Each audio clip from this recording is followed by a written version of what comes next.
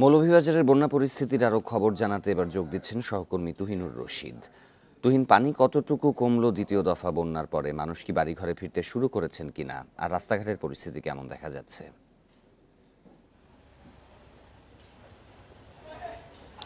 দেখুন, আসলে মৌলভীবাজারের যে বন্যা সেটি আসলে একটা দীর্ঘমেয়াদী বন্যা কিন্তু ইতিমধ্যে চলছে। কারণ সুনামগঞ্জ এবং সিলেটের মতো মৌলভীবাজারে বন্যার পানি কিন্তু খুব ধীর গতিতে নামছে। কারণ অন্যান্য এলাকায় যেভাবে পানি নেমে গেছে, কিন্তু মৌলভীবাজারে বিশেষ করে কুলাউড়া, জুড়ি এবং বড়লেখা এই তিন উপজেলার পানি কিন্তু প্রতিদিন আধা ইঞ্চি 1 ইঞ্চি পরিমাণ পানি কমছে, যার ফলে একটা দীর্ঘমেয়াদী বন্যায় কিন্তু পড়েছেন এই অঞ্চলের মানুষ। এবং মৌলভীবাজারের রাজনগর এবং সদর এই দুই উপজেলার একাংশ, অর্থাৎ কুশিয়ার নদী বিদ্যুৎ যেসব এলাকা রয়েছে সেসব এলাকার পানি কিন্তু কি অবস্থা, অর্থাৎ কিছুটা কমেছে।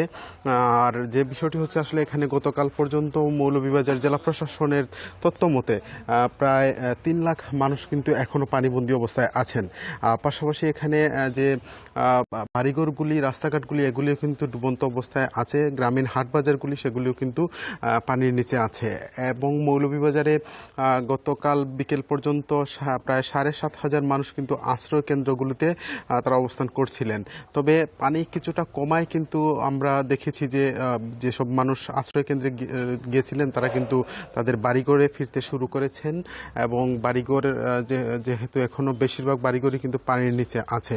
তো যে দুর্ভোগ যে বিষয়টি, আসলে এখন দীর্ঘমেয়াদী একটি বন্যার কারণে কিন্তু এই অঞ্চলের মানুষের দুর্ভোগটা চরম আকার ধারণ করেছে। এবং এখানে কিন্তু পানিবাহিত নানান রোগ সহ বিভিন্ন সমস্যা কিন্তু দেখা দিয়েছে। তবে যে বিষয়টি এখন আসার কথা হচ্ছে, মৌলভীবাজারে কুশিয়ারা নদীর পানি কিন্তু বিপদসীমার 6 সেন্টিমিটার নিচ দিয়ে কিন্তু প্রবাহিত হচ্ছে, যার ফলে আশা করা হচ্ছে যে পানি হয়তো কিছুটা কমবে। তবে যে বিষয়টি হচ্ছে, এখানে বৃষ্টিবাদল যদি আবারও পুনরায় শুরু হয় তাহলে কিন্তু মৌলভীবাজারের বন্যা পরিস্থিতি আবার অবনতি হবে, এমনটাই কিন্তু আশঙ্কা প্রকাশ করেছেন এখানকার বানবাসী মানুষেরা।